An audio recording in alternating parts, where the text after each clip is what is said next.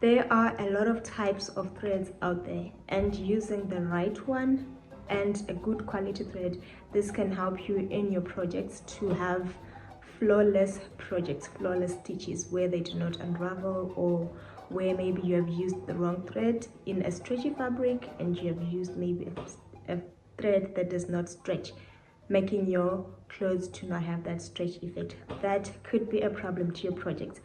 This is Fella's Haven. My name is Fella if we haven't met. Please do hit the subscribe button so that you can be part of the family. Today we're going to be talking about sewing threads. Materials can be overwhelming sometimes because you get in the shop and there are a lot of options to choose from. There are a lot of things, everything is colorful and you're tempted maybe to take this and that. But usually it's always good to know the fabric that you're working with, and it's good to know the needle that you're going to attach to pair that fabric with, and it's also good to know the thread that you are going to attach your project with, that you're going to be working with in your project. Today I'll talk about the sewing threads, and we're going to narrow it down maybe to about four or five different types of threads. I'll start with the cotton thread. This thread, it is natural, and you usually want to use this when you're working with the cotton fabrics. You usually want to work with this when you're working with linens because it does not stretch. It doesn't have any stretch in it. Because the cotton thread does not stretch, you'd also want to use it on fabrics that do not stretch, like I mentioned, the cottons, the linens or muslin. That's where you'd want to use this type of thread. The second type of thread that we have is the polyester thread. This is an all-purpose thread. This is the thread that you actually want to buy as a beginner because it works on almost every fabric. This is the thread that you would want to buy for most projects. This is the one that you always want to have in your sewing corner. The next thread that we'll talk about is the nylon thread. This is strong and it has some stretch in it. Usually used in active wear, used in sportswear, it's used in swimwear, it's used in lingerie. That's where you would find this thread mainly used.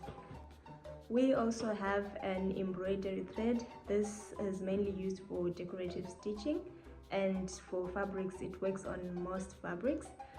You know, when you finish, it gives that shiny finishing when you are done using that, and when you're using it on fabrics you'd want to use with a stabilizer on it. So that is it with the embroidery thread. The other thread that we also have is a denim or heavy duty. This is used on those heavy fabrics, the ones that you would want to have that structure in them. You use the heavy duty thread. You find this you can use this on denims, you can use it on canvas, you can use it on upholstery. That is the thread that you'd want to use so that your projects do not tear quickly or do not unravel quickly because you have used the wrong thread. Last on the list we have the elastic thread. For this one, you usually fit it in your bobbin instead of on the top of your machine. We'll talk about threading the machine and how to thread your sewing machine, especially a domestic one, later in this 30-day challenge. But for today we're talking about sewing threads. This thread, the elastic thread, you put it in your bobbin, and it's mainly used for shearing.